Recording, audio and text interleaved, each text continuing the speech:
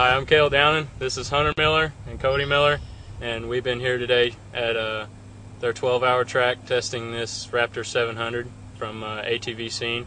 The bike handled pretty good. I mean, I think in a cross-country race, this track's got a lot of motocross on it, but in a cross-country race, the bike would handle real good. You know, it's got soft suspension to help you through all the rough stuff, but then it also can take some pretty good hard hits, which helps out a lot. Tires are a little bit too big for out here because this track never gets roaded up. But in a cross-country race like the usual 12 hours, it'd be a nice bike. I liked the bike overall. It handled pretty nice. It seemed wide enough to where it didn't want to tip over in the turns much. It felt a little heavier compared to YFZ I'm used to riding. But like they said, the suspension worked really good for over soft little bumps and over big jumps. Hunter and I have been riding the flex bars for a while, and they seem to work really well, especially on this bike for the cross-country trails. It'll help to take out some of the shock and jar from breaker bumps and everything else. They're nice. The motor is pretty strong. It had a lot of bottom end, no top end. It had a CT pipe on it. I felt pretty confident with it. It had a lot of mid to bottom end. It would pull really hard out of a corner.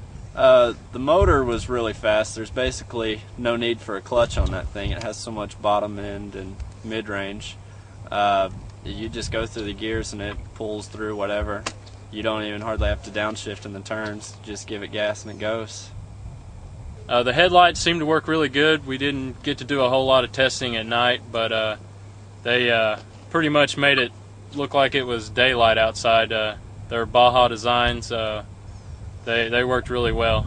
I think they would do great in a night race, in a 12-hour race.